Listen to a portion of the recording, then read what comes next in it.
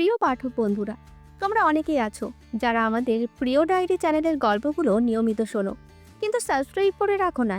Please সবাই একটা করে সাবস্ক্রাইব করে দাও। তো চলো, কথা না বাড়িয়ে আজকের গল্প শুরু করা যাক। সবার বিয়েতে বরযাত্রী আসে, আর আমার বিয়েতে হবু স্বামীর সাথে তার একমাত্র সে বউ আর কেউ না, আমারই একমাত্র বেস্ট। অবাক হচ্ছেন না? আমি অবাক হয়ে নির্বিকার তাকিয়ে আছি। উপস্থিত সবাই সবাই চমকে আছে। সবার চেহারাই বলে দিই, লিয়ার পেটটা অনেকটা উঁচু, হয়তো অন্তঃসত্ত্বা। আচ্ছা, আয়ান ভাইয়া বিবাহিত হলে আমার সাথে এতদিন প্রেমের নাটক কেন করলো? আমার ইমোশন নিয়ে খেললো। আমি রৌনককে বিয়ে করতে পারবো না বাবা। আমার স্ত্রী আছে, আর সে আমার হবু সন্তানের মা হতে চলেছে। তোমার যদি রওনাকে বিয়ে করার ইচ্ছা ছিল না, তাহলে এত নাটকের কি প্রয়োজন ছিল? সে যাই হোক, আমি পারবো না বিয়ে করতে, মানে পারবো না। এসব ড্রামা অফ করো। আমাকে আর লিয়াকে ভিতরে যাইতে দাও। লিয়া অনেক টায়ার্ড, এই মুহূর্তে ওর বিশ্রামের প্রয়োজন। এই পরিস্থিতিতে আয়ান শুধু তাদের কথাই ভেবে যাচ্ছে। এটা ভেবে সবাই আশ্চর্য হয়ে আছে। এক মেয়েকে বিয়ের আসরে ছেড়ে দেয়া, তার সাথে প্রায় 5টা মাস প্রেমের নাটক করা, এবং শেষ মুহূর্তে এসে তাকে ছেড়ে দেয়া। সেই মেয়েটার মনের অবস্থা কেমন হচ্ছে তা সে ভাবছে না।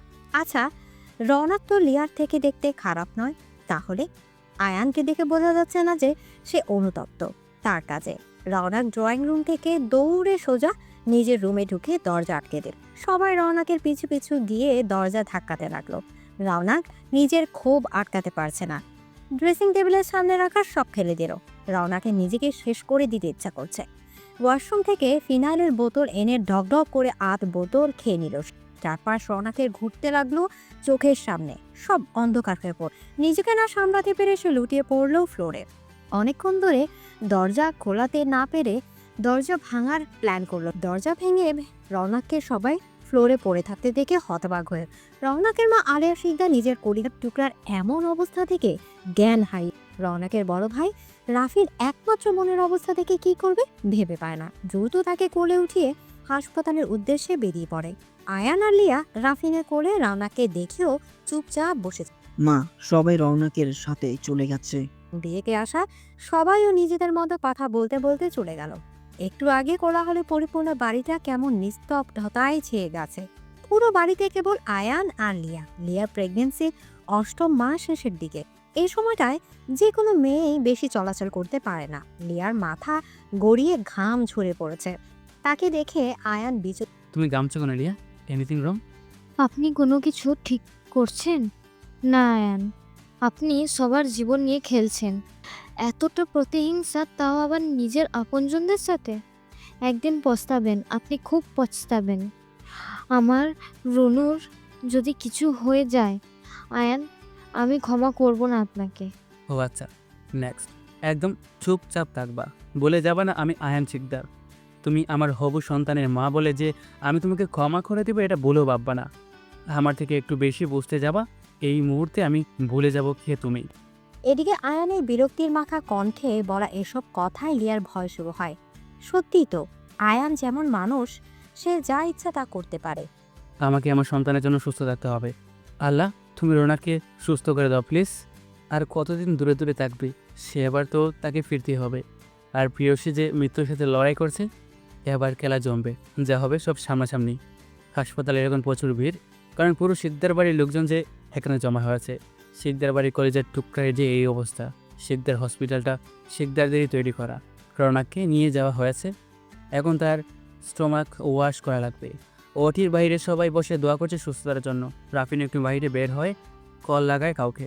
হ্যালো ব্রো, কেমন আছিস? কি হয়েছে রাফিন, তোর আওয়াজ এমন শোনা যাচ্ছে কেন? Are you okay? Yeah bro, I am fine. তুই কি দেশে আসবি? What's the matter Rafin? Without any reason তুই আমাকে আসার কথা বলতেছিস? বাসায় সব ঠিক আছে? Nothing is fine bro. Ronu suicide করে ট্রাই করছে। আমরা ওরে হসপিটালে নিয়ে আসছি।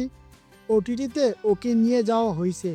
আমি হেল্পলেস ফিল করছি। আমার বোনও খুব কষ্ট পাচ্ছে bro. What the hell man, তুই আমাকে এখন বলছিস? আমি আসছি, বাকিটা এসে শুনবো। কাল সকালের মধ্যে আমি বাসায় থাকবো। আচ্ছা বাই ব্রো। কল কেটে সেই লোক দ্রুত টিকিট কেটে নিল। তার বুকের মাঝে অনুভব করছে বাসা থেকে দূরে আসলেও যে বাড়িতে তার প্রাণ ভ্রমণ রেখে এসেছে। সে তো আয়ান বিশদ বিয়ে নিয়ে কোনো কথাই জানে না। আচ্ছা, বিয়েতে গিয়ে যখন শুনবে এসব তখন তার রিয়েকশনটা কেমন হবে? নতুন করে কোনো ঝড় আসবে? রনাকে বিছানায় দিয়ে দেওয়া হয়েছে, সেন্সলেস হয়ে আছে। স্টমাক ওয়াশ এতটা সহজ নয়। বেডে হাত পা বেঁধে রেখে গলা দিয়ে পেট অব্দি যে মোটা পাইপ দিয়ে ওয়াশ করে তাদেরই অর্ধেক জান বেরিয়ে। এত কষ্ট সহ্য করতে হয় বলার মতো না। তবুও মানুষ কিছু না ভেবেই করে ফেলে। এই জন্য ভেবে কাজ করতে হয়। একজন মৃত মুখ থেকে ফিরে আসা মানুষ থেকে গল্প শুনলে হয়তো কেউ আর আত্মহত্যার মতো কাজ করতো না। আজ নিজের ভুলের জন্য এত কষ্ট রওনাকে সহ্য করতে হয়েছে। চেহারা মলিন হয়ে আছে রওনাকের। কি একটা অবস্থা! চঞ্চলতায় দুষ্টামিতে যে মেতে থাকতো আছে শান্ত, প্রচুর শান্ত। রওনাককে সুস্থ দেখে সবাই বাড়িতে ফিরে যাওয়ার সিদ্ধান্ত নিল। রওনাকের কাছে রাফিন আর রওনাকের মা আর বড় মা মানে আয়ানের মা থেকে গেল। আয়ান লিয়াকে নিজের রুমে নিয়ে গেল ধরে ধরে। এই অবস্থায় সিঁড়ি দিয়ে একা একা ওঠা লিয়ার পক্ষে পসিবল না। লিয়ার কোনো কিছু ভালো লাগছে না। একবার যদি একটু রওনাকের খবর পেত তাহলে শান্তি লাগতো।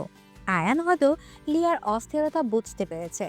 এইভাবে বেহুদা টেনশনের ফলে যদি আমার সন্তানের ক্ষতি হয়, আই ওয়াজন্ট স্পেয়ার ইউ লিয়া। এখন গিয়ে সোজা ঘুমাবে তুমি। আমি তোমার দেখা শোনার জন্য মানুষ নিয়ে আসবো। রুম থেকে একদম বের হবে না, আর কারোর সাথে কথা বলার চেষ্টা করবে না। এটা কেমন কথা আয়ান? আমি এভাবে একা একা কিভাবে থাকবো? আমাকে আপনি আমার মায়ের বাসায় রেখে আসেন প্লিজ। আপনার সাথে থাকলে আমি প্রতিটা সময় ভয় থাকি, আর সহ্য হচ্ছে না আমার। কবে আমাকে মুক্তি দেবেন আপনি? যতদিন না অবধি আমি আমার শুরু করা এই খেলা সমাপ্তিতে আনছি, ততদিন তোমার মুক্তি নেই। শুয়ে পড়ো, আমি খাবার অর্ডার করে দিয়েছি। এরপর খাবার খেয়ে মেডিসিন খেয়ে ঘুমাবা। লিয়ার কথা বাড়ালো না। সে জানে কথা বাড়িয়ে কোনো লাভ নাই। আয়ান লিয়াকে রাতের খাবার খাওয়াচ্ছিল। এমন সময় আয়ানের রুমে ওর মা প্রবেশ করে। মিসেস আফিয়া শিকদার রুমে এসে আয়ানকে নিজের দিকে ঘুরিয়ে তার গালে থাপ্পড় লাগায়। আয়ান অবাক চোখে তার মায়ের দিকে তাকায়। সে ভাবতেই পারছে না তার মা তার গায়ে হাত তোলে। তোর মতো সন্তান যে আমি জন্ম দিয়েছি ভাবতেই ঘৃণা হচ্ছে আমার। আয়ান, তুই কি কারো ভালো সহ্য করতে পারছিস না? কি দোষ ছিল ওই মেয়েটার? হ্যাঁ, তোর স্ত্রী ছিল, সে আবার প্রেগনেন্টও। তাহলে কেন তুই ওই মেয়েটার সাথে এত নাটক করলি? মিসেস আফিয়া শিকদার কান্নারত কণ্ঠে আয়ানের কাছে জানতে চাইল। মায়ের কান্না দেখেও আয়ান স্বাভাবিকভাবে দাঁড়িয়ে আছে, তার ভাবাবেগ আগের মতো। আয়ান চোখ মুখ শক্ত করে তার মাকে বলল, এসব আজেরা ফাও পেশাল নিয়ে আমার রুম থেকে বের হও তুমি। আমি চাই না তোমার সাথে খারাপ বিহেভ করতে। আম্মু, আয়ান, নিজের মায়ের সাথে কিভাবে কথা বলছো তুমি? তুমি বেশি কথা না বলে ঘুমাও লিয়া। আফিয়া শিকদার নিজ সন্তানের কাছে অপদস্থ হয়ে রুম থেকে বেরিয়ে গেল। চোখ দিয়ে পানি পড়ছে তার। কেন যে আয়ান এমন করে তা সে আজও জানে না। প্রায় অনেকক্ষণ হয়েছে জ্ঞান ফিরেছে রওনাকের। চুপচাপ শুয়ে মাথার উপর থাকা সাদা রঙের ছাদ দেখছে।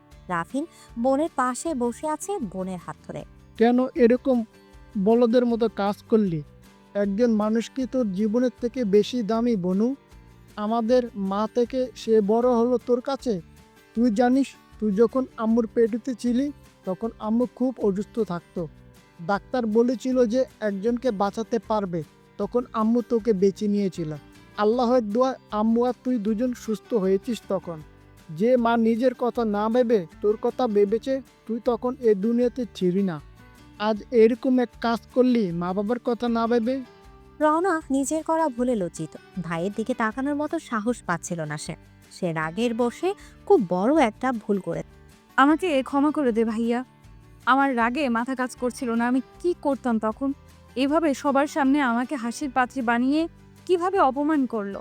আমাকে ভালো যদি নাই বাসতো আগেই বলে দিত। সে তাহা না করে সে এই কাজ করলো। আর লিয়া কিভাবে এইসব করলো? ভাইয়া, সে না তোমাকে ভালোবাসতো? রওনাকের কথায় রাফিনের চোখ ছলছল করো। তবুও বোনের সামনে নিজেকে সত্য প্রমাণ করতে অন্যদিকে তাকিয়ে নিজেকে কন্ট্রোল করলো। এসব বাদ দে বনু, কাল সকালে একটা চারপাঁচ আছে তোর জন্য। আশা করি তোর পছন্দ হবে। মজা নিচ্ছ আমার সাথে ভাইয়া? আমাকে সারপ্রাইজ? হ্যাঁ, আচ্ছা ভাইয়া, যে বাসায় আয়ান আর লিয়া আছে ওই বাসায় আমরা কিভাবে থাকবো? আমি বাসায় গিয়ে বাবার সাথে কাল কথা বলবো। ও বাড়ি থেকে আলাদা হওয়ায় অনেক রাত হয়েছে, ঘুমা। রাফিন কেবিন থেকে বের হয়ে বাড়িতে কল দিল তার বড় আপুর কাছে। হ্যালো রাফিন, বল, ওখানে সব ঠিক আছে? হ্যাঁ বড় আম্মু, বনু ঠিক আছে, এখন ঘুমাচ্ছে, তুমি টেনশন নিও না। আর শোনো, কাল সে বাড়িতে ফিরছে, সাথে তো বনুকে নিয়ে আমরা আসছি। আমাদের ওয়েলকাম জানাতে যেন কোনো ত্রুটি না হয়। সত্যি বলছিস ও আসবে? বাবা তোকে বলেছে? এত খুশি আমি কই রাখবো। শিকদার বাড়ির 2 পরিজার টুকরা কাল আসবে, আর তাদের স্বাগতম জানাতে ত্রুটি থাকবে সেটা কিভাবে হয়? চিন্তা করিস না, সব সুন্দরভাবে হয়ে যাবে। ধন্যবাদ বড় আম্মু। সকাল থেকে শুরু হয়েছে হইচই শিকদার বাড়িতে। বাড়ির বড় ছেলে আজ বাড়িতে ফিরবে, এতগুলো বছর পরে আনন্দে আছে। আর রনা, ও তো বাড়িতে আসবে সুস্থ হয়ে। ডাবল সেলিব্রেশন আজ। বড় ভাবি, আজ আমি সমুদ্রে পছন্দের সব খাবার রান্না করব। তুমি তো করলে। হ্যাঁ, কর তাহলে। ছেলে আমার তোর হাতের খাবার খেয়ে খুব পছন্দ করে ছোট। আর বইল না ভাবি, ছেলেটাকে দেখার জন্য অনেক দিন ধরে অপেক্ষা করছি, আর আজ তা সার্থক। তবে ছোট, বাড়ির এসব খবর কানে গেলে ওর কি হবে বুঝতে পারছিস? আমরা ওর আমানতের খেয়ানত করতে গিয়েছিলাম। ও যদি জানতে পারে তাহলে আমাদের কারোর সাথে কোনো সম্পর্ক রাখবে না। এভাবে বলো না ভাবি, যাই হোক, ওকে এসব এখন জানানো যাবে না, তুমি খেয়াল রাখিও। বিয়ে বাড়িতে গাড়ি আসার আওয়াজ পেয়ে দুই জায়ের কথা থেমে যায়। দ্রুত কিচেন থেকে হাত ধুতে বেরিয়ে পড়ে ছেলেকে দেখতে।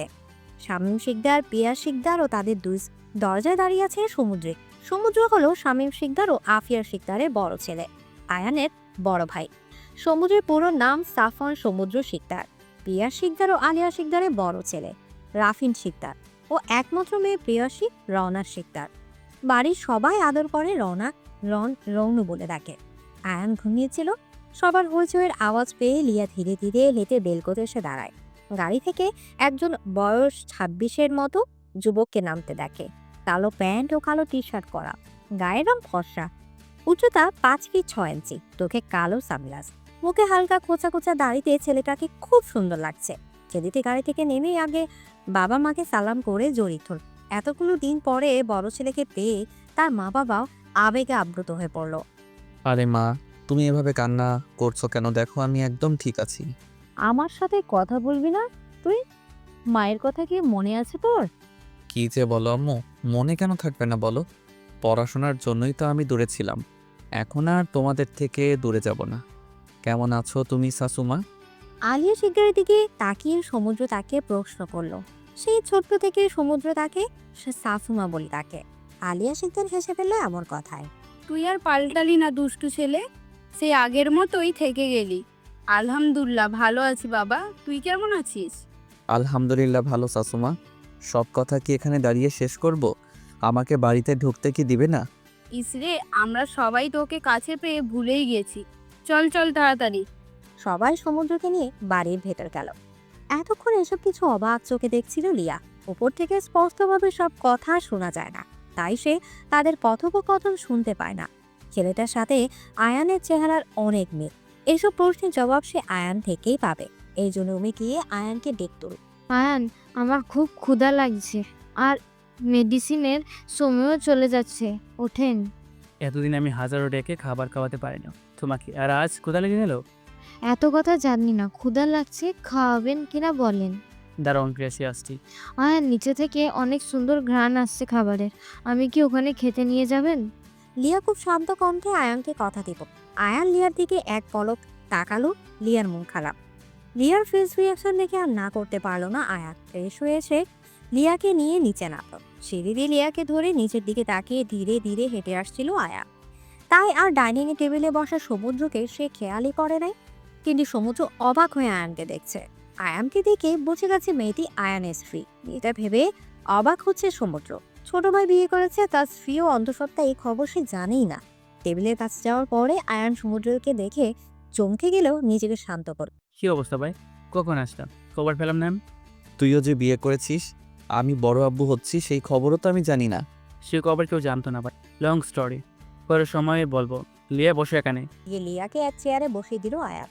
বা ভাই, তুই তো অনেক বদলে গেছিস। সময় সবাইকে বললে রে ভাই, কেছো তুমি?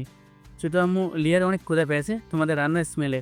মেয়েটাকে আগে খাবার দাও, তোমরা আমাকে পরে দিলেও হবে। সমুদ্রের কথায় মিসেস আলিয়া শিকদার খাবার বের করে লিয়ার সামনে। বেস্ট ফ্রেন্ড ছিল লিয়া। সে হিসেবে পম আদরবোধ মাঝখানে কথায় যেন গায়েব হয়ে কেউই জানতো না। মেয়েটার এই পরিস্থিতিতে দেখে খুব মায়া লাগে তার। কেমন আছো তুমি লিয়া? আলহামদুলিল্লাহ ভাইয়া, আপনি? আলহামদুলিল্লাহ। খাবার খেয়ে নাও, নিজের যত্ন নিও। এই বাড়ির সবাইকে নিজের আপনজন ভাববে। যখন যা প্রয়োজন হবে বাড়ির যে কোনো সদস্যকে বলবে। জি আচ্ছা। তুই দাঁড়িয়ে আছিস কেন? বস, তুইও নাস্তা কর। না তোমরা করো, আমি বাহির করব। লিয়াকে মেডিসিন খাইয়ে দিয়ে আমি বের হব। একদিন বাহিরে নাস্তা না করলে কিছু হবে না।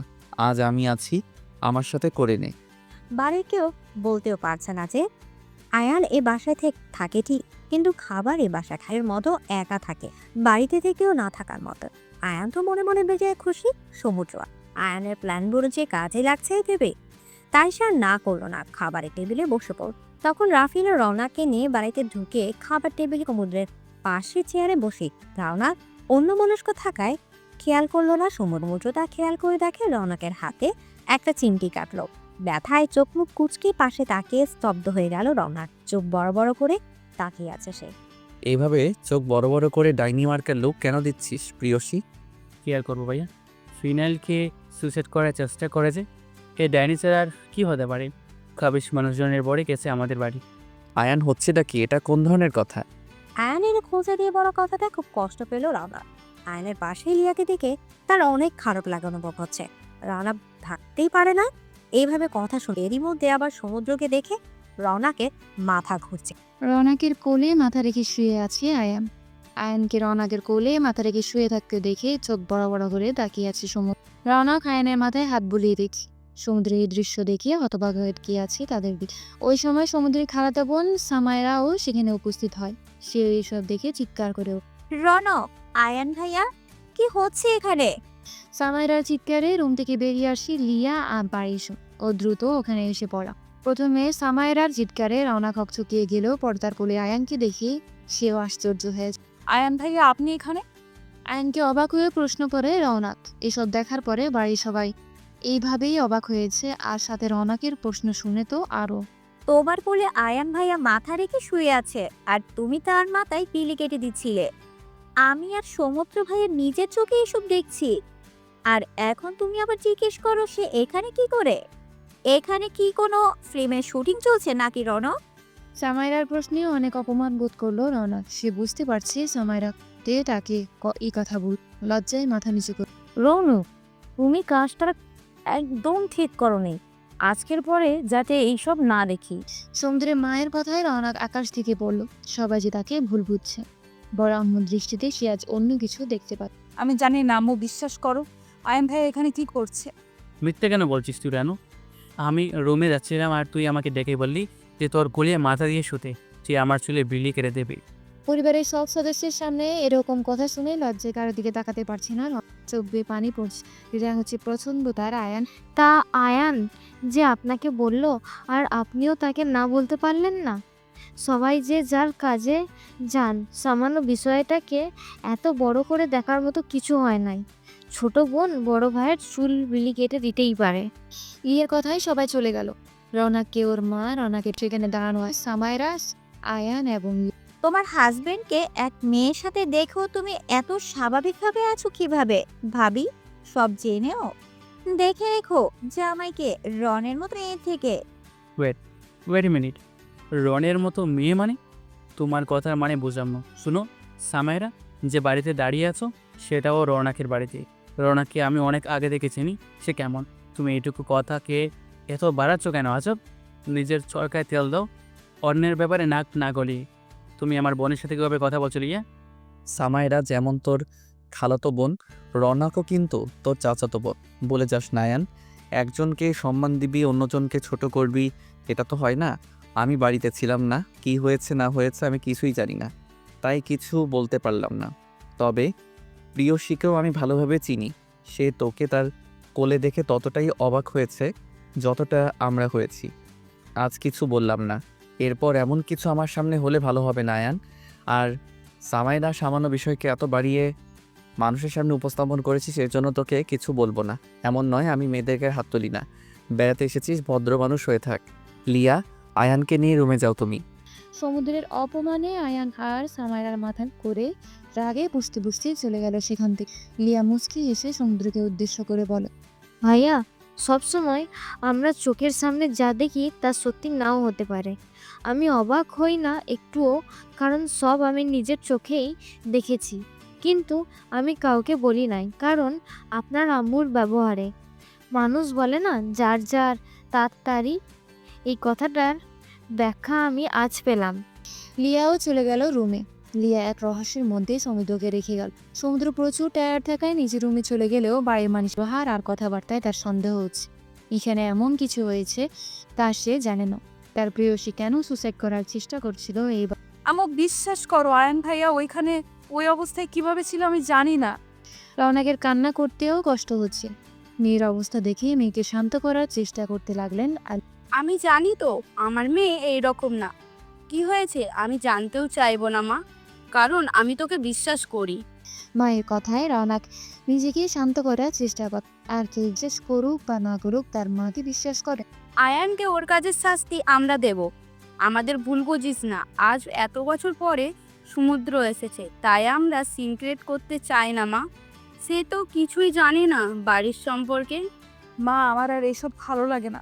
আমি এখানে থাকবো না আর। তুমি আব্বুকে বলে এই বাড়ি থেকে অন্য কোথাও শিফট হওয়ার চেষ্টা করো প্লিজ। আমি আর তোর বাবাও এটাই ভেবেছি। আজ রাতে তোর বড় আব্বুর সাথে আমরা কথা বলবো। তুই বিশ্রাম নে, আমি একটু আসছি। মিসেস আলিয়াও অবাক তার বড় জায়ের কাজে। কি সুন্দর ব্যবহার আজ তার দেখলেন। কষ্ট পেয়েছে তার মেয়ে, এই নিয়ে মিসেস আফিয়ার কোনো মাথা। সে কি সুন্দর তার ছেলেদের নিয়ে ব্যস্ত। মিসেস আলিয়া চলে যেতে রওনা কিছুক্ষণ আগে ঘটে যাওয়া সব ঘটনা ভাবতে লাগ। সে তো রাফিনের চুলে বিলি কেটে দিচ্ছিল, সেখানে আয়ান কিভাবে কিছুক্ষণ ডাইনিং টেবিলে রওনাকে নিয়ে মজা করায় মন খারাপ করে বসে আসে। শরীরে থেকে মনের দোতলায় এক সাইডে রাখা আছে অনেক বড় দোলনাটা রওনাকের জন্য বানানো মেরে। দোলনায় বসে আপন মনে ভেবে চলেছে তার সাথে, অথচ তার বাড়ির লোক কি সুন্দর স্বাভাবিক আচরণ নেন লিয়ার সাথে। সে কিছুতেই এই বাসায় থাকবে না। তখন রাফিন রওনাকের কাছে আসে। বনু, আমার মাথা প্রচন্ড ব্যথা করছে, তুই একটু আমার চুলগুলো টেনে দে তো। আচ্ছা ভাইয়া, তুমি এখানে শুয়ে থাকো, আমি দিচ্ছি। তোর কি খুব মন খারাপ বনু? মন খারাপ করিস না, ওই আয়ানকে আমি ছাড়বো না। রওনা তো নিজের ভাবনায় হারিয়ে আছে, তার কারণে রাফিনের কথা বলা যাচ্ছে না। সে এতটাই ভাবনায় হারিয়েছিল যে রাফিন উঠে সেখান থেকে চলে গেল। বাড়ির বাইরে শব্দ টের পেল না। আয়ান নিজের রুমে যাচ্ছিল, তখন সমুদ্রকে আসতে দেখে সেও সুযোগ বুঝে রাফিনের জায়গা নিয়ে নেয়। বর্তমানে কি চান আপনি আমার থেকে আয়ান? কেন এমন করছে? আমাকে এতটা ছোট করছেন সবার সামনে। আমার কি দোষ আয়ান, আমাকে বলবেন? আর পারছি না আমি এইসব রওনাক এসব ভাবতে ভাবতে ঘুমিয়ে গেল। মিসেস আলিয়া রান্নাঘরে গেলে নিয়ে দুপুরে খাবার বানাতে। রান্নাঘরে গিয়ে আফিয়াকে দেখিও না দেখার মতো করে নিজের কাজ করতে লাগে। আফিয়ার সাথে কথা বলতে ইচ্ছে করছে না তাই। নিজের বড় বোনের মতো ভাবতো সে আফিয়াকে, আর আজ তার ব্যবহার মানতে কষ্ট হচ্ছে আলিয়ার। আলিয়া, মেয়েকে বুঝাও। তুমি তোমার যা হবার তা হয়ে গেছে। এখন আয়ানের স্ত্রী এখানে আছে, আয়ান থেকে দূরে থাকতে বলো তুমি। এইসব শোভা পায় না। আমি ওর ইমোশন বুঝি, বাট আয়ান তো বিবাহিত এখন। মিসেস আফিয়ার কথায় আলিয়া হাঁ করে তাকিয়ে আছে তার দিকে। সে ভাবতেও পারছে না মিসেস আফিয়া এসব কিভাবে ভাবছে। ওর মুখে আপনি এসব কথা বলছেন ভাবি? আপনাদের মধ্যে মিনিমাম লজ্জা কাজ করছে না? আপনার ছেলে এত বড় অন্যায় আমার মেয়ের সাথে পড়ার পরেও আপনি ছেলের সাপোর্টে এমন নোংরা ভাবনা আমাদের মেয়ের সম্পর্কে ভাবেন? ভাবাবের কি আছে? আজ আমি তুমি সবাই সবার চোখের সামনে দেখলাম কি ঘটেছে। রওনাকের বয়স কম, আবেগ কাজ করে হয়তো করে ফেলেছে তখন। আলিয়া শিকদার কি আর বলবো। এই কথায় সে আর কথা না বাড়িয়ে নিজের মতো রান্না। আফিয়া শিকদারও খাবার বেড়ে নিয়ে যেতে লাগলো সামাইরার জব। সামাইরা রুমে গিয়ে খাবার রেখে দিল সে।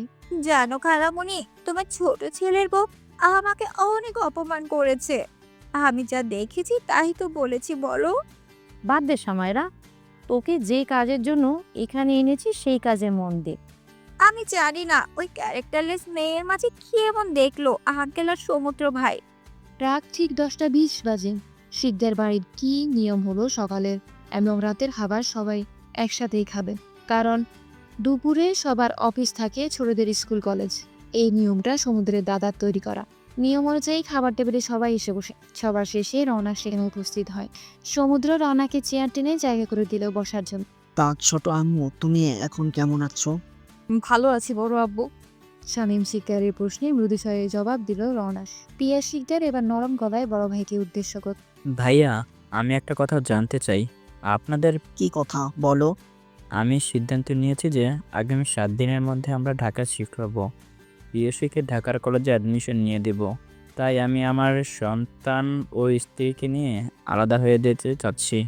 শামীম শিকদার ভাতের লোকমাটা মুখে রেখে নিয়েছিল। ওই সময় ছোট ভাইয়ের কথা শুনে হাতে অবাক চোখে ভাইয়ের দিকে তাকালো সে। সমুদ্র সব থেকে বেশি অবাক হয়ে আছে এই কথায়। ছোট আব্বু কেন হঠাৎ আলাদা হওয়ার সিদ্ধান্ত নিল? সমুদ্রের মায়ের কোনো সে স্বাভাবিক ভঙ্গিতেই খেতে লাগলো। এই সিদ্ধান্ত নেওয়ার কারণ জানতে পারি আমি পিয়াস? আর কিছু জানার বাকি আছে? আপনারা ভাইয়া সব কিছুই জানেন।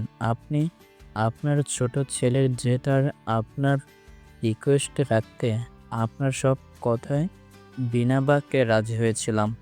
তারপর কি হলো? আমার মেয়ের জীবন নিয়ে টানাটানি। ভাইয়া আজকে সকালে এসে বাসায় এসেছে। এরপর ওর উপর আরও মানসিকভাবে প্রেশার দেওয়া হলো। আমার একমাত্র মেয়ে, আমি চাই না এখানে থেকেও কষ্ট পাক। কি ব্যাপার পিয়াস, সকালে কি হয়েছে? আমার থেকে ভালো আপনি ভাবিজানকে জিজ্ঞেস করুন ভাইয়া।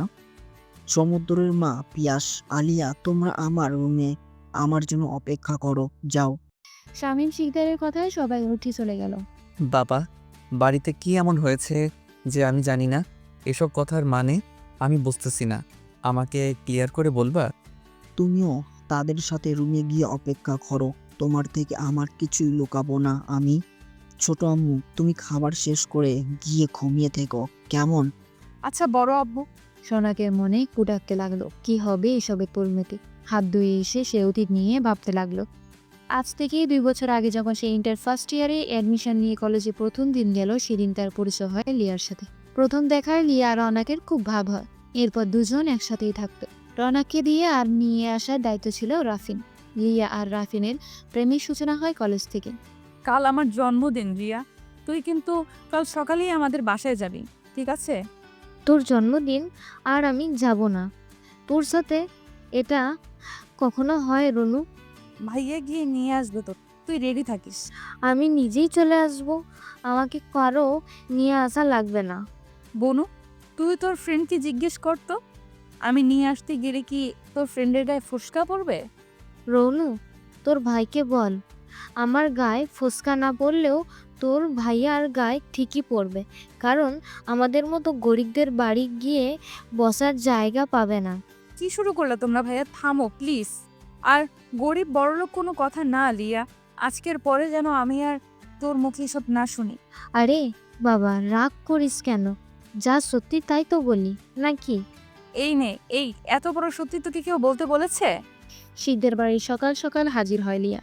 লিয়া দেখতে খুব সুন্দরী, গায়ের রং উজ্জ্বল ফর্সা, লাল রঙের 3 পিসটাতে খুব সুন্দর লাগছে লিয়াকে। দোতলায় দাঁড়িয়ে থাকা আয়ান প্রথম দেখা লিয়ার থেকে চোখ ফেরাতে পারছিল না। লিয়ার কথা বলা, লিয়ার হাসি সবকিছুই আয়ানের নজর কেড়েছিল। সকালবেলায় মায়ের ডাকে ঘুম ভাঙে রওনাক। অতিথির কথা ভাবতে ভাবতে কখন যে ঘুমিয়ে হয়েছে টের পায়নি সে। ঘুম থেকে উঠে ফ্রেশ হয়ে নাস্তার টেবিলে গেল সে। সবার মুখের অবস্থা খুব কম, কেউ কার সাথে কথা বলছে না, নিজের মতো খাবার খেয়ে যাচ্ছে। আমার একটা কথা বলার ছিল বড় আব্বু। হ্যাঁ ছোট আম্মু, বলো, তোমার কি কথা আছে? আব্বু, লিয়ার আয়ানের বিয়ের কথা তো কেউ জানে না। আর যেহেতু শিকদার বাড়িতে নতুন অতিথির আগমন হচ্ছে, তাদের ওয়েলকাম তো করতেই হয়, তাই না? আমি চাচ্ছিলাম কি আমরা বাসায় সবাই মিলে ছোটখাটো একটা অনুষ্ঠান করি। তোমার মাথা ঠিক আছে ছোট আম্মু? এত কিছুর পরেও তুমি ওদের জন্য ভাবছো, যারা তোমাকে ঠকানোর আগেও 2 বার ভাবে নাই। আমি আয়ান আর লিয়াকে বাড়ি থেকে বের করি নাই কারণ লিয়ার অবস্থার কথা ভেবে। যেহেতু তোমরা তাকে কিছুই বলো নাই, তাই এখন আর আমাকে আমার জন্য তোমাদের নিজেদের মধ্যে ঝামেলা করার কোনো প্রয়োজন নাই বড় আপু। আমার কপালে যা ছিল তাই হয়েছে। সমুদ্র তখন নিচের দিকে তাকিয়ে শুধু নিজের মতো করে খেয়ে গেছে। খাওয়া শেষ করে সে বলে, তোমাকে এত না ভাবলেও চলবে, অন্যের কথা, নিজের কথা ভাবো আগে। শোনো, একটু পরে রেডি হয়ে থাকিস। আমি, তুই আর রাফিন বের হব। কোথায় যাব আমরা? আমি যা বলেছি তা করবি তুই। এত প্রশ্ন তুই আমাকে কবে থেকে করিস? সাহস তো তোর ভালোই হয়েছে। ফিনাইল খেয়ে সমুদ্রের এই কাট জবাব রৌনক হজম করতে পারলো না। আসার পরে তো ভালোভাবে কথাই বলেছে রণদ্র তার সাথে। রৌনক ভেবেছিল সমুদ্র চেঞ্জ হয়ে গেছে, কিন্তু এখন তো মনে হচ্ছে সমুদ্র আগের মতোই শয়তান মার্কা খাটাস আছে। জি আচ্ছা ভাইয়া। সমুদ্র উঠে যাচ্ছিল, তখন তার বাবা কোথায় থেমে গেল। তুমি অফিস কবে থেকে জয়েন করবে সমুদ্র? আপনাদের অফিসের কাজ আপনি আয়ানকে বুঝিয়ে দিন। আমার অফিসে জয়েন করার বিন্দুমাত্র ইচ্ছা নাই। তাহলে তুমি কি করবে? নিজেদের অফিসে জয়েন না করে এত পড়াশোনা করে কি তুমি মানুষের আন্ডারে কাজ করবে? কোনো কাজ ছোট নয়, এটা মনে রাখবেন। আর আমি কি করব তা আমার ভাবাই আছে। আমাকে নিয়ে আপনাদের না ভাবলেও চলবে। রাগের সাথে কথাগুলো বলেই সমুদ্র ড্রয়িং রুম ত্যাগ করল। সবাই হতভম্ব হয়ে আছে সমুদ্রের আগের সেই রাগ দেখে। আয়ান আর আফিয়া শিকদার শয়তানি হাসি। শামীম শিকদার অসহায়ভাবে সমুদ্রে যাওয়ার দিকে তাকিয়ে আছে। ছেলে কাল রাতে সব জানার পর থেকে এমন বিহেভ করছে সে ভালো বুঝতে পারছে। অপরদিকে উপর থেকেই লিয়া ভালোভাবেই বুঝতে পারছে মা ছেলের মাথায় আবার কি ঘুরপাক খাচ্ছে। এতে প্রতি লিয়ার প্রচণ্ড ঘৃণা কাজ করে। ওই দিনটা কে লিয়া অভিশাপ দেয়, যেদিন লিয়া এই বাড়িতে পা রাখে আর আয়ানের চোখ ওর দিকে যায়।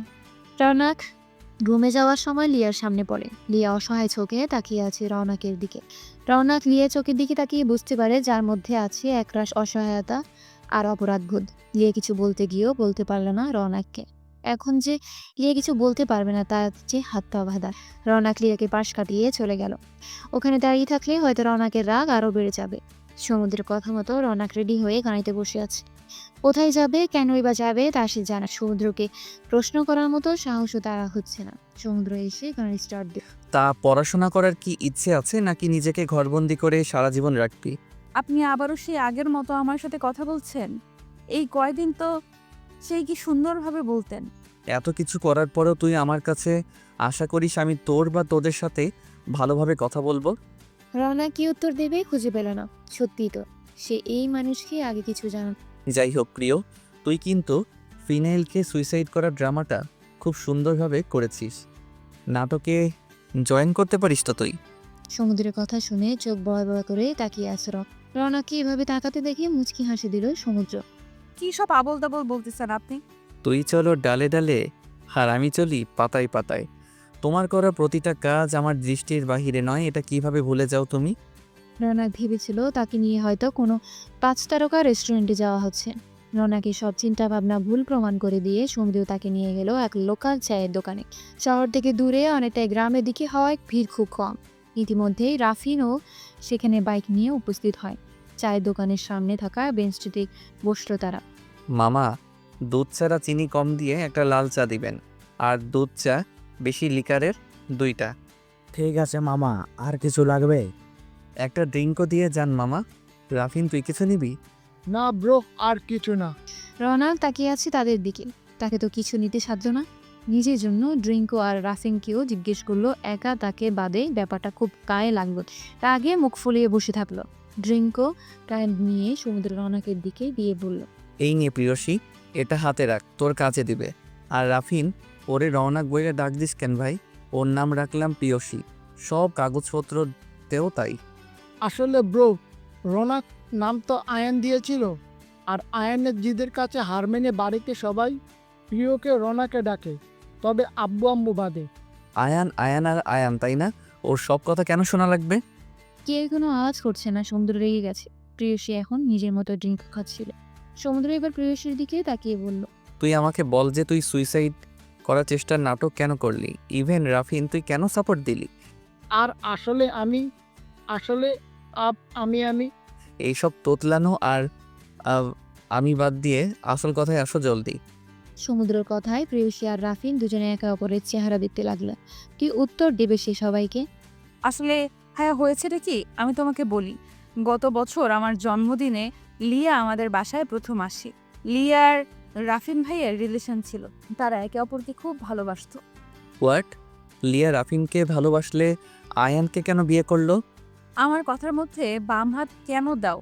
সব কথা শুনবে না ক্লিয়ার করে? আছো। প্রেয়সীর রাগী কণ্ঠে দমে গেল তবু নিজের ইমেজ ঠিক রেখে বলল, এরপর বলতে থাক। জন্মদিনের দিন থেকে আয়ান লিয়ার পিছে হাত ধুয়ে লেগে যায়। লিয়ার প্রতি আয়ানের এক প্রকার ভালো লাগা কাজ করে। যখন সে জানতে পারে লিয়া রাফিনকে ভালোবাসে, তখন সে ক্ষিপ্ত হয়ে যায়। আমি জানি না কেন আয়ান ভাইয়া আমাকে তোমাকে আর রাফিন ভাইকে একদম সহ্য করতে পার। তখনও আমি এসব জানতাম না। 10 মাস আগে একদিন হঠাৎ লিয়া গায়েব হয়ে যায়। কেন হয়ে যায় আমরা জানি না। শুধু লিয়া না, ওর পুরো পরিবার। ওর পরিবার বলতে ওর ছোট ভাই আর ওর মা। আমি, রাফিন ভাইয়া অনেক খোঁজ খবর নেই, তবুও পাই না। এরপর আয়ান ভাইয়াও চেঞ্জ হতে শুরু করে। আমার পেছনে ঘুরতে থাকতো, আমাকে ফলো করা, বিরক্ত করা তার প্রধান কাজ হয়ে গেল। একসময় সে আমাকে তার মনের কথা জানায় আর আমার তার প্রতি একটু সফট কর্নার কাজ করছে। একদিন আমি রিয়ার ভাই লাবিব আর আয়ানের একটা পিকচার পাই। ফোনের ডায়াল প্যাড খুঁজে লিয়ার মায়ের নাম্বার নিয়ে ওনার সাথে দেখা করার পর যা জানলাম তা শুনে আমি অনেক অবাক হয়ে গেছি। লিয়ার মা বলেছিল লিয়ার সাথে আয়ানের বিয়ে হয়ে গিয়েছে। লিয়া 7 মাসের অন্তঃসব। কিভাবে কি হয়েছে তখন জানলাম। আয়ান লিয়ার মা আর ভাইয়াকে কিডন্যাপ করে বাধ্য করে বিয়ে করেন। এরপর ওদের অন্য জায়গায় শিফট করে সবার সাথে যোগাযোগ বন্ধ করায়। আমি আন্টিকে দিয়ে প্রমিস করাই যে এই কথা যেন সে লিয়া আয়ান কাউকেই না জানায়। এত কিছু হয়ে গেল, লিয়া কেন তোকে বা রাফিনকে জানাই নাই? এটা আমিও জানি না ব্রো, সে কেন আমাকে বা বোনকে এইসব জানায় নাই। তাহলে আয়ান তোকে কেন বিয়ের আসরে নিয়ে গেল আর এত নাটক করলো? সে কথা আমিও জানি না, এটা জানার চেষ্টা করেছি অনেক। ওই দিন আমি এইসব কথা রাফিন ভাইয়া ছাড়া কাউকেই জানাই নাই। এদিকে আয়ান ভাইয়া আমাকে প্রপোজ করে, আমি উত্তর না দেওয়ায় সে বাসায় জানায় আমাকে বিয়ে করবে। প্রথমে বড় আব্বু আর বড় আম্মু রাজি হয় না। আয়ান কিন্তু আপনি দেশ ছেড়ে যাওয়ার আগে থেকে বাড়িতে খাবার খায় না, এমনকি আঙ্কেলের টাকাও চলে না। আজও কেউ এই খবর জানে না যে সে কি কাজ করে, এত টাকা কোথায় পায়। কেউ জিজ্ঞেস করলেও বলে না। বড় আম্মুকে দিয়ে বড় আব্বুকে এই কথায় রাজি করায়, না হয় আয়ান ভাই মরে যাবে এই কথা বলে। একে তো আপনি বড় আব্বুর সাথে যোগাযোগ রাখতেন না, তার উপর আয়ানকে যা একটু দেখতো যদি ছেলেকে হারিয়ে ফেলতে হয় এই ভয়ে বড় আব্বুও রাজি হয়। আমার বাবা মাকে বড় আম্মু অনেক ইমোশনাল ব্ল্যাকমেইল করে রাজি করেন। যখন আমি জানালাম আমি এই বিয়ে করব না, তখন বড় আব্বু আমাকে তার মাথা ছুঁয়ে কথা আদায় করেন। বাধ্য হয়ে আমি রাজি হই। আয়ান ভাই আমাকে কোনো উদ্দেশ্যে বিয়ে করতে চাইছে আমি জানি না, তবে শিওর ছিলাম বিয়েটা হবে না। আর তাই হলো। বিয়ের দিন আয়ান ভাই লিয়াকে নিয়ে হাজির। সব ঠিক হলে তুই কেন সুইসাইডের নাটকটা করলি? আমি বলছি ব্রো, তুমি তো এমনি এমনি আসবে না। আর আমি বনুকে এই আইডিয়াটা দে যে এটা কর, তাহলে ভাইয়া চলে আসবে। আমাকে দিয়ে তোরা কি করবি? হ্যাঁ, সমুদ্র এক বুক আশা নিয়ে তাকিয়ে আছে প্রেয়সীর। তার মনের মধ্যে কি চলছে তা প্রকাশ করার বাহিরে। আমি তোমাকে আসতে বলেছি, তার কারণও আছে। আমাদের আয়ান ভাই সম্পর্কে জানতে হবে। ওনার মূল উদ্দেশ্য আমাদের খুঁজে বের করতে হবে। এই কাজ আমি বা রাফিন ভাই একা পারবো না, তাই তোমাকে আনা। কথা শেষ করে প্রেয়সী সমুদ্রের দিকে মুচকি হেসে তাকালে। সমুদ্রের হতাশ দৃষ্টিত্ব তার প্রিয়র দিকে তাকালো। রাফিন শব্দ করে হেসে দিল। তোর এত হাসি কেন পাচ্ছে রে রাফিন? ভাই চা খাবা না? চা তো পানি হয়ে গেছে। তুই যে একা একা চা খেলি, আমাদের মনে করিয়ে দিবি না যে আমাদেরটা ঠান্ডা হয়ে যাচ্ছে? কিছু করার ছিল না ব্রো, তুমি কথা শুনছিলে না তাই। আর বনু তো এ চা কম শরবত খাবে, ওর অভ্যাস। চাকে ঠান্ডা করে শরবত বানিয়ে খায়। বান্দার কিয়া জানে আদরাক কা সোয়াদ। এইভাবে খেতে দারুণ লাগে, তোমরা বুঝবা না, বুঝলা? প্রেয়সী সেই ঠান্ডা চাটাই খেয়ে নিল। সমুদ্রে তা খাওয়া হলো না। সে উঠে বিল পে করে দিল, সাথে 2টা চিপস নিয়ে নিল। তা যাওয়া যাক এখন, এই জন্য তোদের এখানে না ভাইয়া, এরপর কি করব ঠিক করবা না? তোর আর কিছু করা লাগবে না, তুই পড়াশোনায় মন দে। যা করার আমি করব। যা গাড়িতে উঠে বস। পেশের মুখ গুমরা করে গাড়িতে উঠে বসে পড়ল চুপচাপ। এই লোক তাকে সবসময় ধমকাবে, একটুও ভালো না। সমুদ্র হালকা হেসে রাফিনকে নেক্সট অ্যাড্রেস দিলে জানাতো রাফিনের কাজ আছে, সে আসতে পারবে না। সমুদ্র প্রিয়কে নিয়ে যেন একাই লাঞ্চ করবে। রাফিনকে বিদায় দিয়ে সমুদ্র গাড়িতে উঠে বসে। প্রিয়র দিকে চিপসের প্যাকেট 2টি দিয়ে বলে, এভাবে মুখ খুলিয়ে না রেখে চিপস খা। একদম এই ফুলানো প্যাকেটের মতো লাগছে তোকে।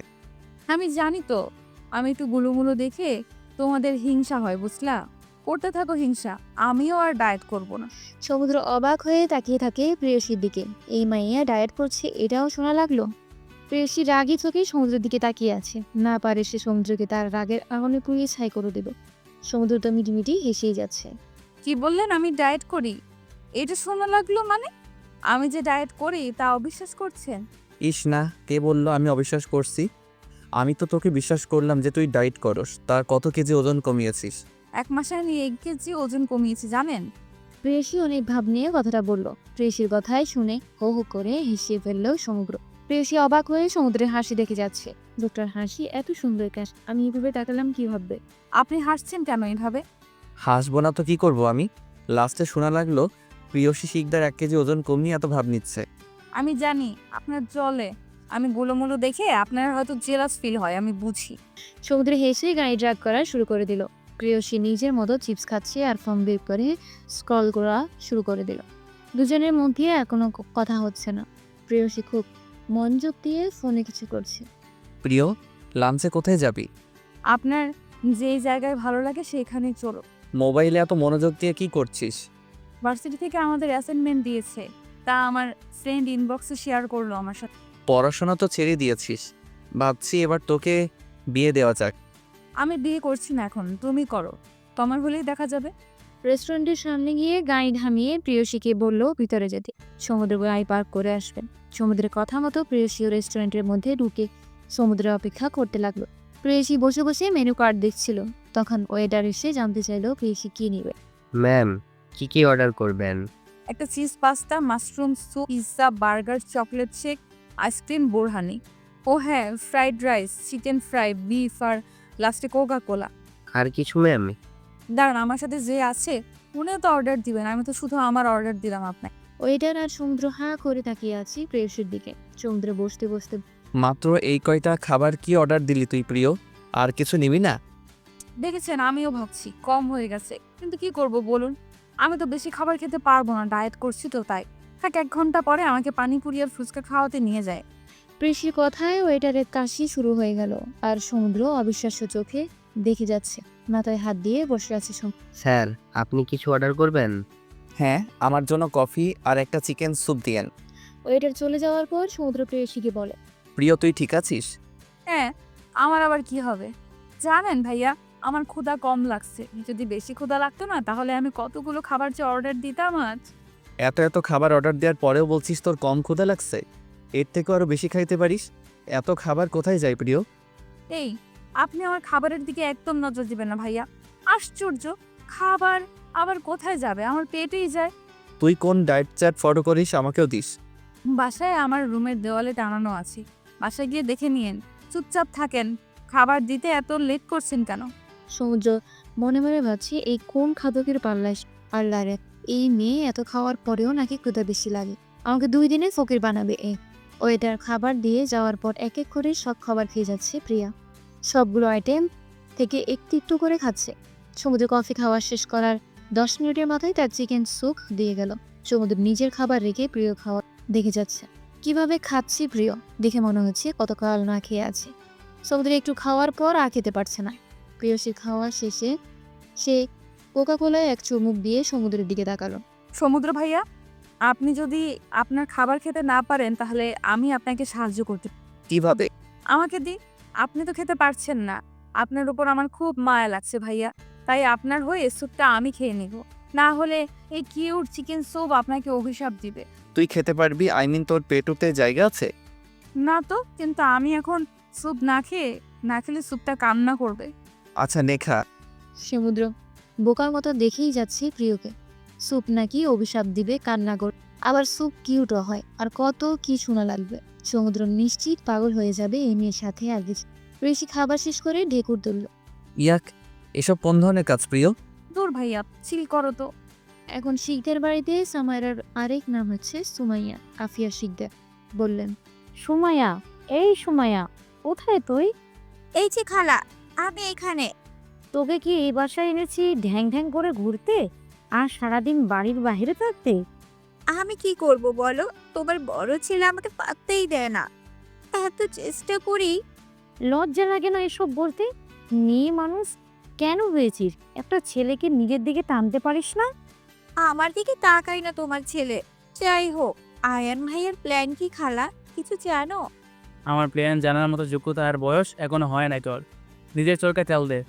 সুমাইয়া আর মিসেস আফিয়া শিকদারের কথার মধ্যে আয়ান রুমে ঢুকে এই কথার জবাব দিল। তুমি চুপ থাকো আয়ান, বড় বড় লেকচার দিও না। বিয়ে ওই ফকিন্নির বাচ্চাকে করেছো, লজ্জা লাগে না? রওনাককে বিয়ে করলেও তো এই বাড়ির বাকি অর্ধেক সম্পত্তি তুমি পেতে। মা লিয়াকে নিয়ে একদম বাজে কথা বলবে না, আর অপমান তো দূরের কথা। মাথা খারাপ হয়ে গেছে তোমার? কি আছে কি ওই লিয়ার মাঝে? লিয়াকে আমি ভালোবাসি, এ নিয়ে আর কোনো কথা হবে না। আর বাকি রইল রৌনক। রৌনককেও আমি বিয়ে করব। ওরা দুই বান্ধবী 2 সতীনের হয় থাকবে। ওই সম্পত্তিকে বলে আমার, আর আমার হবে। তুমি বলবে আর রওনাক তোমাকে নাচতে নাচতে বিয়ে করে নেবে, তাই না? কেন নিবে না? ও আমার ভালোবাসে অন্ধ মা। দেখলে না আমার পাশে লিয়াকে দেখে সুইসাইডের চেষ্টা করছিল। হ্যাঁ, আমার সব মনে আছে। শুরু থেকে একটা কথা বলে যাচ্ছি আমি তোমাকে, সমুদ্র বড় ভাই হয় তোমার, ওকে হিংসা করো না। অর্ধেক সম্পত্তি ওকে দিয়েছি তো কি হয়েছে? রওনাককে বিয়ে করে বাকি অর্ধেক তুমি নিজের নামে করে নাও। সমুদ্র সমুদ্র আর সমুদ্র, কেউ সব আদর সম্মান ভালোবাসা ও কেন পাবে মা? বাবার আদরের বাড়ি, সবার চোখের মণি, এখন সমুদ্র কেন হবে? তুমিও আমার সমুদ্রকে ভালোবাসো, কেন অত? চুপ আয়ান, এই কথা আমি তোমার মুখে শুনবো না। সমুদ্র আমার ছেলে, আর ও তোমার বড় ভাই, মাথায় রাখবে। আয়ান রাগেই দরজায় লাথি মেরে রুম থেকে বের হয়ে যায়। সুমাইয়া ওর খালাকে বলে, খালা, লিয়া তোমার ছেলেকে দেখো, তাবিজ করেছে, তুমি কিভাবে মেনে নিচ্ছ? না মেনে উপায় নেই। আয়ান বড্ড জেদি শুনু, ওকে সামলানোর দায়। লিয়ার বাচ্চা একমাত্র ভরসা এখন আমাদের। তুই যেভাবেই হোক যা করতে হয় কর, সমুদ্রকে প্রেমের জালে ফেল। প্রেয়সী এত এত খাবার খেয়ে আর উঠে দাঁড়াতে পারছে না। সমুদ্র এবার প্রেয়সীকে ভয় দেখানোর বুদ্ধি বের করল। এত এত খাবার যে খেলি, তোর কাছে টাকা আছে প্রিয়, বিল কিভাবে দিবি? প্রেয়সীও ভাবনায় পড়ে গেল, সে তো টাকা আনে নাই। এখন সে সমুদ্রের দিকেই অসহায়ভাবে তাকায়। আমার দিকে তাকাবি না, আমি এত টাকা দিতে পারবো না। এত কিপটানি করেন কেন? দিয়ে দেন না, বাসায় গিয়ে আম্মু থেকে নিয়ে আপনাকে দিয়ে দিব। দিতে পারি, আমার একটা শর্ত আছে। আচ্ছা, আমি আপনার সব শর্ত মানতে রাজি ভাইয়া। সমুদ্র রওনাকে নিয়ে নদীর পাড়ে ঘুরতে যায়। সুরেশ্বর নদীর পাড়টা আসলে খুব সুন্দর। একটা নতুন ক্যাফের কাজ চলছে পাশে। দেখতে খুব সুন্দর লাগছে, টিন আর কাঠ দিয়ে বানানো হচ্ছে ক্যাফে হাউসটি। জায়গাটা খুব সুন্দর সমুদ্র ভাইয়া। আমাকে কি আপনি এই ক্যাফেতে যখন পুরো তৈরি হয়ে যাবে তখন আবার নিয়ে আসবেন? জায়গাটা কি তোর খুব বেশি পছন্দ হয়েছে প্রিয়? হ্যাঁ, দেখেন কি বাতাস, সামনে নদী কি শান্ত। আচ্ছা, আমি ওখানে গিয়ে নিচে নেমে পানিতে পা ডুবাই? না, দরকার নেই, পড়ে যাবে তুই। না, দেখেন ওই যে কত মানুষ নিচে নেমে কাজ করছে, তাদের তো কিছু হচ্ছে না। আমার সাথে বেশি তর্কের দরকার নাই, চল। তুই না ফুচকা খাবি? হ্যাঁ, খাওয়াবেন? আমার কাছে তো কোনো টাকা নাই, আমি দিতে পারবো না। দেওয়া লাগবে না, চল বাইরে দেখি কোথাও ফুচকা পাওয়া যায় নাকি। সন্ধ্যা ঘনিয়ে এলো, প্রেয়সী আর সমুদ্র বাড়ি ফিরল। বাড়িতে সমুদ্রের সাথে প্রেয়সীকে দুঃখে দেখি আয়ান রেগে হাত মুষ্টিবদ্ধ করে ফেলে। দ্রুত সে সেখান থেকেই সরে যায়, যাতে সমুদ্র আর প্রেয়সীকে না দেখতে পায়। সমুদ্র চলে গেল নিজের রুমে। প্রেয়সীকে তার রুমে যেতে বলে আয়নের রুম পাস করে যাওয়া লাগে। আয়নের রুমের সামনে দিয়ে যাওয়ার সময় প্রেয়সীকে টেনে দেওয়ালের সাথে চেপে ধরে রাখে। খাতামতো খেয়ে যায় প্রেয়সী। আয়নের এসব কাজে সে কিছুই বুঝতে পারছে না। আমাকে এইভাবে টেনে নিয়ে এসে মানে কি? বাহ রোনা, তোর এই রাগের আগে আওয়াজ তো আমার সেই লাগে। মজা করছেন আমার সাথে আয়ান ভাইয়া? আমার হাত ছাড়ুন। আমার প্রতি ভালোবাসা 2 দিনের মধ্যেই শেষ? বাহ, আজ আবার আমার বড় ভাইয়ের সাথে? ভালোবাসার শব্দটা অন্তত আপনার সাথে যায় না। আপনার স্ত্রী ঘরে আছে, আপনার এরকম কাজ শোভা পায় না। আর এসব নোংরা কথা আমাকে বললে ভালো হবে না। প্রেয়সী আয়নকে এক প্রকার ধাক্কা মেরে সরিয়ে রাগে হন হন করতে করতে নিজের রুমে কেমন সারা শরীর রীতিমতো ঘিন ঘিন করছে তার। ওয়াশরুমে জামা কাপড় নিয়ে চলে গেল। আয়ান নিজের রুমে যাওয়ার জন্য পিছু ফিরে তাকিয়ে দেখে লিয়া দাঁড়িয়ে আছে। লিয়া আয়ানকে তাকাতে দেখে আবার নিজের রুমে শোনো, যা জানো চুপচাপ থাকো। রাফিনকে দেখে কি তার প্রতি পীড়িত উঠে উঠে পড়ছে? আমাকে নিজের মতো চরিত্রহীন ভাবছেন মিস্টার সিকদার? মুখ সামলে কথা বলে রিয়া। Please set up. আপনার মুখে এসব কথা মানায় না। আপনি নিজের ক্যারেক্টার সামলান, আর কিছুদিন পর সন্তানের বাবা হবেন। ভেবে দেখছেন এমন চেহারা নিয়ে সন্তানের সামনে কিভাবে দাঁড়াবেন? তুমি তোমার সীমা ছাড়িয়ে যাচ্ছ লিয়া। আমাকে রাগিও না, ফল ভালো হবে না।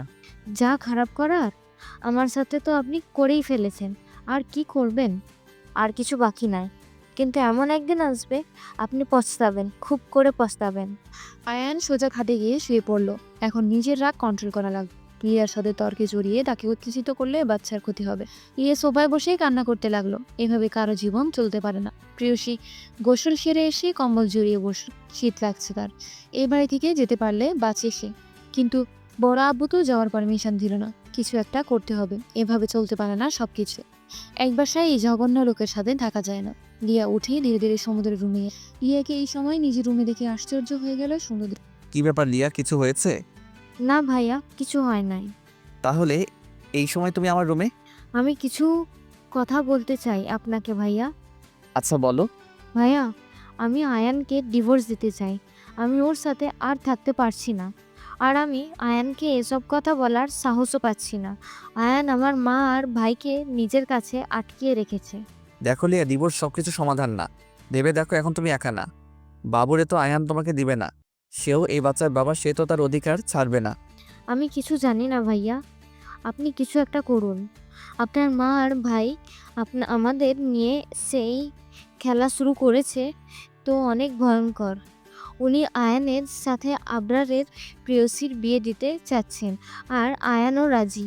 আমার জীবন যেভাবে নষ্ট হলো, আমি চাই না আমার বেস্ট ফ্রেন্ডের জীবনটাও ও ও এইভাবেই নষ্ট হোক।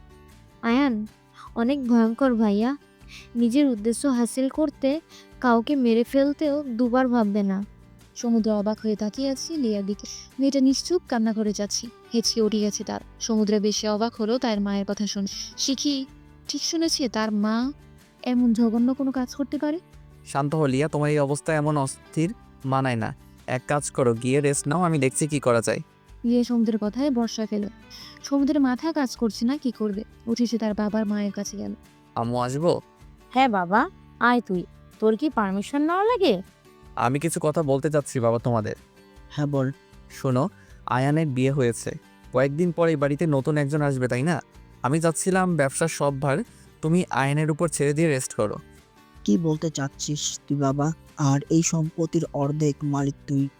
আমার নামের সব সম্পত্তি আমি আগেই তোকে দিয়ে দিয়েছি। এটাই তো অন্যায় করেছো তুমি বাবা। আমার কথায় কষ্ট পেও না বাবা। আমি যেমন তোমার সন্তান, আয়ানও ঠিক তেমন।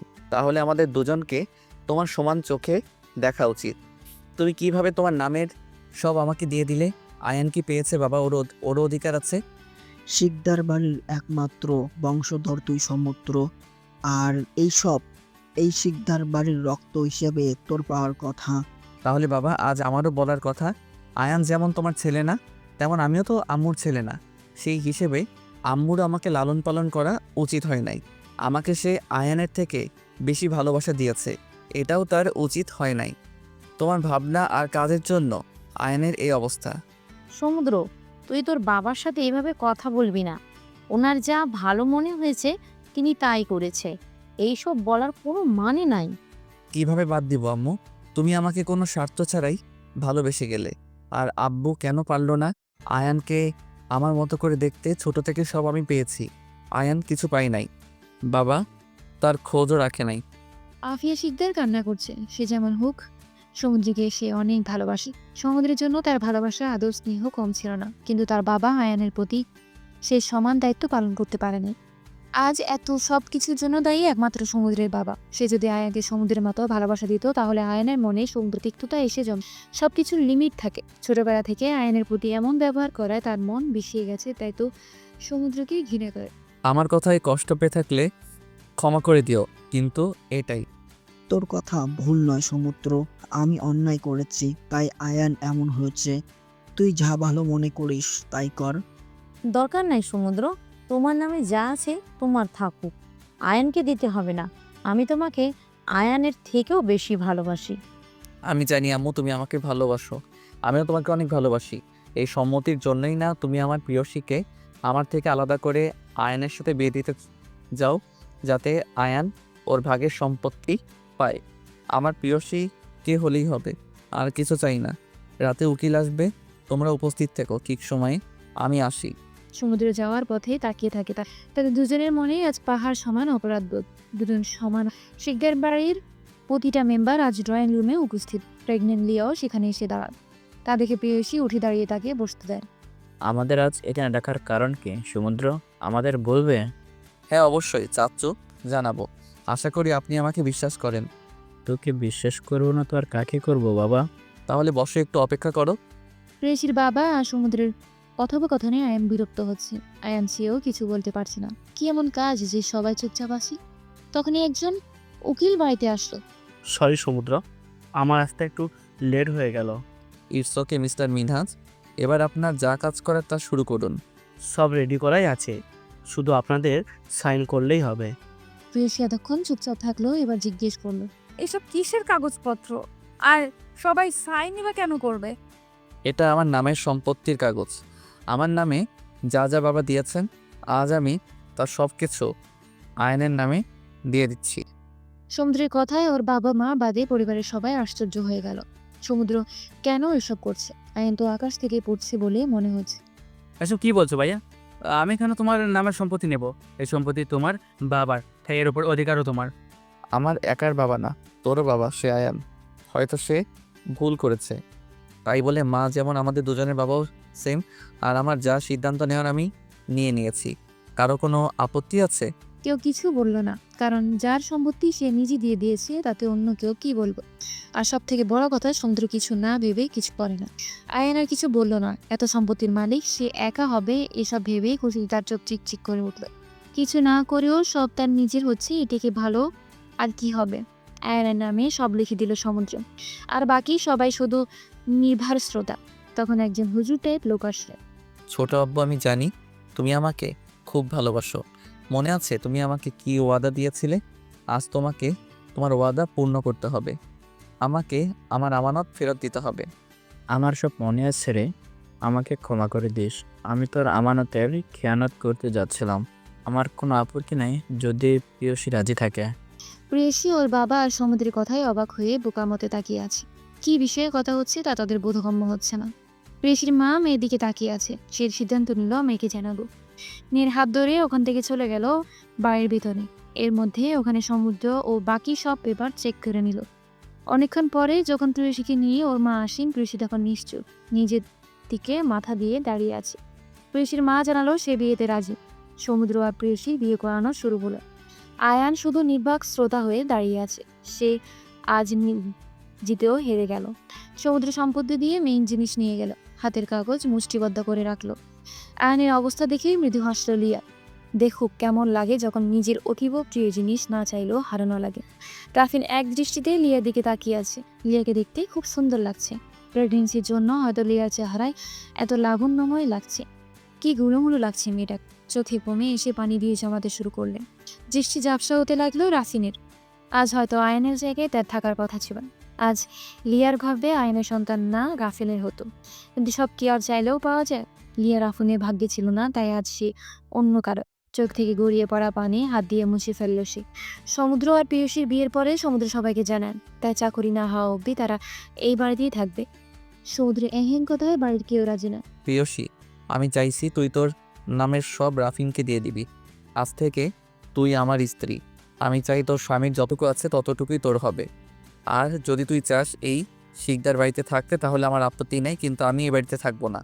এখন এই বাড়ি আয়ানের। যেমন আয়নের ঠিক তেমন আমারও সমুদ্র।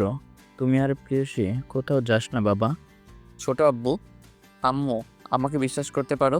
আমি যেখানে যাই তোমাদের মেয়েকে কষ্ট পেতে দিব না। ও যাতে সব থেকে ভালো থাকে আমি সেই ব্যবস্থাই করব। ভাই তুমি এখানে থাকবে, কোথাও যাবে না।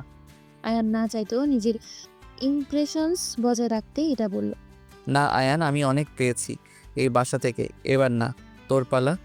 প্রিয়সী, আমি চাই আমরা যাওয়ার পর রাফিন ও তার সমান অধিকার পাক। রাফিন নিজের অধিকারে দাপটের সাথে এই বাসায় থাকবে। ভবিষ্যতে ওর বিয়ে হবে, তখন ওর স্ত্রী সন্তান হবে, যাতে তাদের অধিকার ঠিকঠাক থাকে। ঋষির মনে সমুদ্রের প্রতি সম্মান বাড়তেই থাকে। থাকবেই না কেন, সমুদ্র সবার কথা ঠিকভাবে মনে রেখেই সব সিদ্ধান্ত নেয়। আমার কোনো সমস্যা নেই।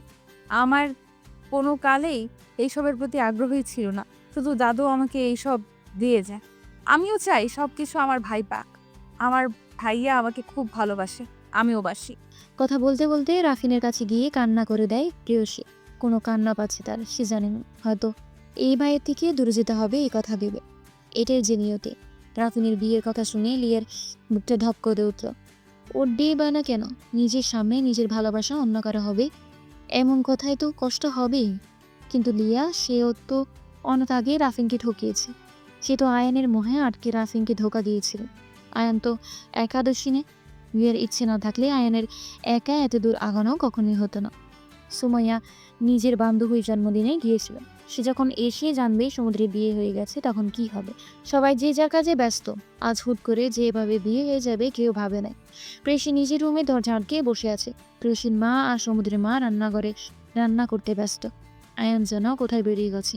ড্রয়িং রুমে সোফায় বসায় লিয়ার সামনেই রাফিন। এভাবে বসে থাকাতে লিয়ার খারাপ লাগছে, কিন্তু হুট করে দাঁড়াতে পারেন। এত বড় পেট নিয়ে তাড়াহুড়ো করে দাঁড়ানো যায় না। রাফিন এতক্ষণ ধরে লিয়ার হাসপাস করা দেখেছে। নিজের নীরবতা ভেঙে রাফিন বলল, কেন আমার সাথে প্রতারণা করলে লিয়া? আয়নের মাঝে কি এমন দেখলে যে আমার কথা ভুলে গেলে? আমাকে কি ভালোবাসা নাই কখনো? আমাকে ভুল বোঝেন না রাফিন, আমি তোমাকে ভালোবাসি, কিন্তু আমার মতিভ্রম হয়েছিল। তাই তো আমি কিছু না ভেবে আয়নের ফাঁদে পা দিই। বাইরের চাকচিক্যের মোহে পড়ে যাই আমি। আমাকে ক্ষমা করে দিও। নিজের লাইফে এগিয়ে যাও রাফিন। আমার জন্য এতটা ভাবার জন্য ধন্যবাদ তোমাকে। এসো আমি তোমাকে দাঁড়াতে হেল্প করি। এখানে আর কেউ নেই। রাফিন লিয়ার অনুভূতির অপেক্ষায় থাকলে না। লিয়া ধাদের কজ্জি ধরে দাঁড়াতে সাহায্য করলেন। লিয়া ধীরে ধীরে এক এক সিঁড়ি বেয়ে উঠছে, আবার থেমে যাচ্ছে।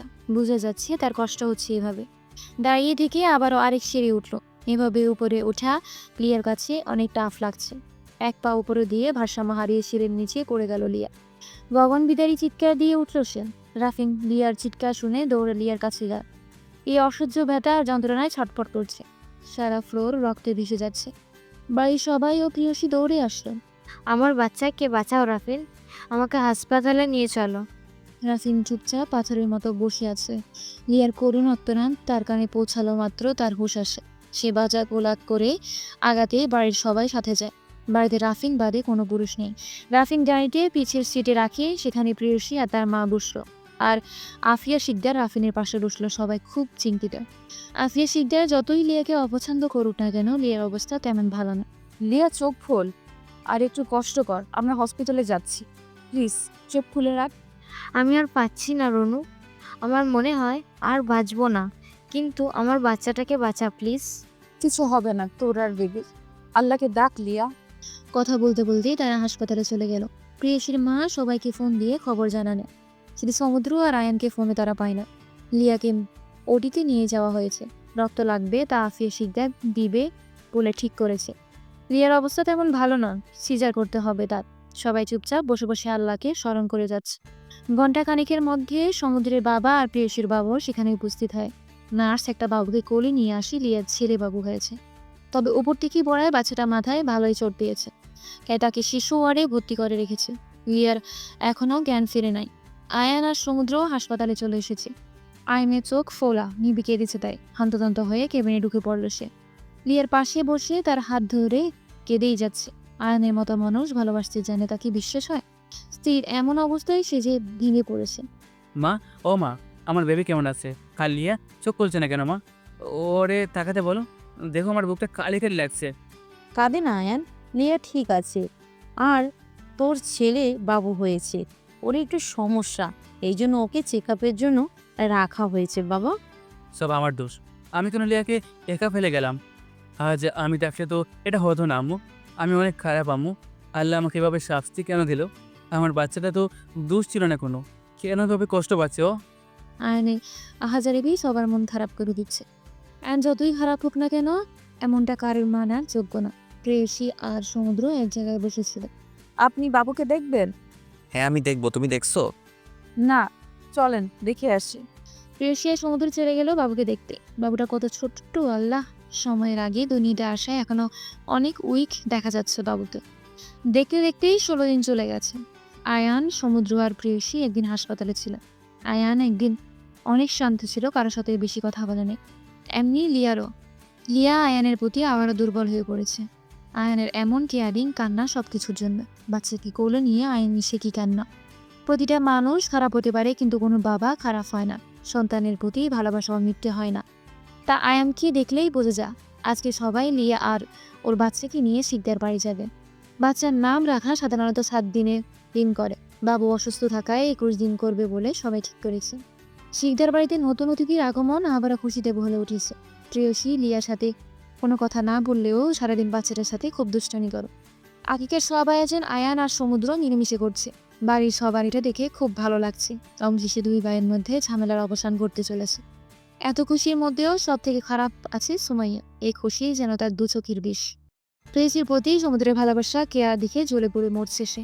অবশেষে নাম রাখার অনুষ্ঠানে বাচ্চার নাম রাখা হলো লিয়ান শিকদার। নামটা অবশ্য প্রেয়সীর রাখা। আয়ান আর লিয়ার নামের সাথে মিলিয়ে রাখা হয়। সব অনুষ্ঠান শেষে প্রেয়সী আর সমুদ্র ঘুরতে যাবে বলে ঠিক করে রাখে। প্ল্যান অনুযায়ী তারা বেরিয়ে যায়। প্রিয়, আমাকে বিয়ে করে কি তোর কোনো আফসোস হয়? আফসোস কেন হবে আমার? আপনার মতো কাউকে পেয়েছি, সেটাই আমার ভাগ্য। তুই যে আমাকে ভালোবাসিস না প্রিয়সী, আমি তো চাই প্রিয়সীর ভালোবাসায় ভেসে যেতে। কে বলেছে আপনাকে সমুদ্রের যে প্রেয়সী আপনাকে ভালোবাসে না? কই, প্রিয়সী তো কখনোই আমাকে বলে নাই সে আমাকে ভালোবাসে। সমুদ্রের যে মজা করছে তা তার এক্সপ্রেশন দেখে বুঝে গেল প্রেয়সী। আমি মজা করছি না। জানেন, আমি আমার অনুভূতি বলতে পারি না, সব কথা গুছিয়ে সাজিয়েও বলতে পারি না। তবে আমি আপনাকে খুব ভালোবাসি। এই প্রেয়সীর ভালোবাসা আপনার প্রতি এক সমুদ্র সমান। তারপর রৌনক আর সমুদ্র সিলেটের চা বাগানে ঘুরতে গেল। জায়গাটা তাদের অনেক পছন্দ হয়েছে। এবার ভাবলো আপাতত এখানে একটা বাসা ভাড়া নিয়েই দিন কাটায়। তারপর সুন্দর একটা বাসা তৈরি করব এখানে। আর শিকদার বাড়িতে খুব কম মাঝে মাঝে যাবে তারা, এটাই সিদ্ধান্ত নিল। বাসার নাম কি দেওয়া যায়? সমুদ্র বললে, বলো না আগে প্রেয়সী। নাম রাখা যেতে পারে প্রেয়সীর সমুদ্র বিলাস। শেষে বিলাস কেন?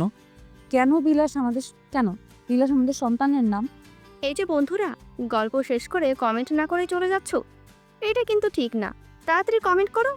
আর যারা এখনও আমাদের প্রিয় ডায়েরি চ্যানেলটিকে সাবস্ক্রাইব করেনি, জলদি করে সাবস্ক্রাইব করে আমাদের ফ্যামিলির